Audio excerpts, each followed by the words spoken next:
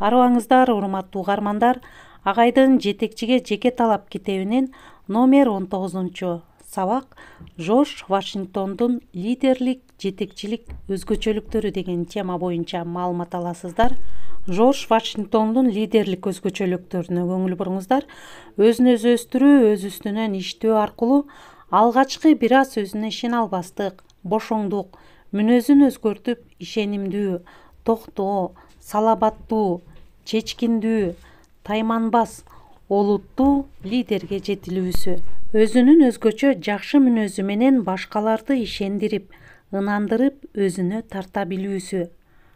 Айланасына кызматка чынчыл, кесипкөй, ишмер адамдарды топтоп, команда түзө билүүсү. Ал кызматчылардын ата теги, саясий принциптери, байлыгы жана башкаларына карабастан ал эң башкысы алардын эмгекчилдиги, өз тармагын мыкты билүүсү, чынчылдыгын эске алган.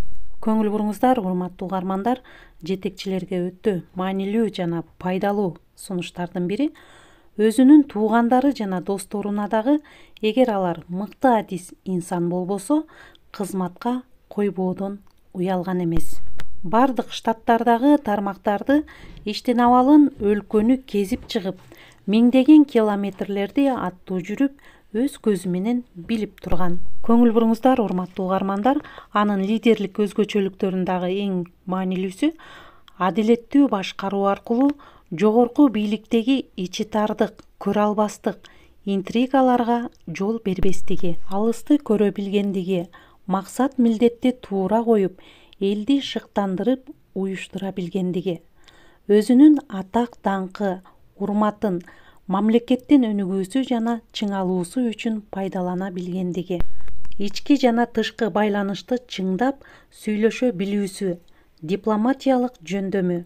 Мына ушул жана башка сапаттары үчүн 1793 жылы ал кайрадан АКШнын экинчи жолку президенти болуп шайланган.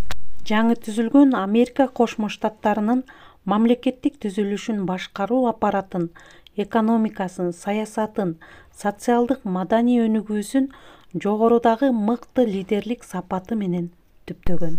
Жалпы элдин сүймөнчүлүгүнө ээ болуп, ата мекендин элдин атасы деген атка ээ болгон. Көңүл буруңуздар, урматтуу угармандар, мамлекеттин азыркы борбору Вашингтон шаарын курдурган. Президенттик мөөнөтү бүткөндө ал 1797 жылы айылга барып, өзүнүн сүйүктүү иши багбанчылыкты кылган. Анда эмесе, урматтуу угармандар, ушуну менен бүгүнкү чыгарылышты жыйынтыктайбыз. Агайдын жетекчиге жеке талап китебинин 37-38 беттерден кененирээк окуп чыксаңыздар болот. Ар бир инсан үчүн лидерлик сапаттар тууралуу эң жакшы маалыматтарды ала алдыңыздар деп ойлойм. Көңүл бурганыңыздарга чоң рахмат, саламатта калыңыздар.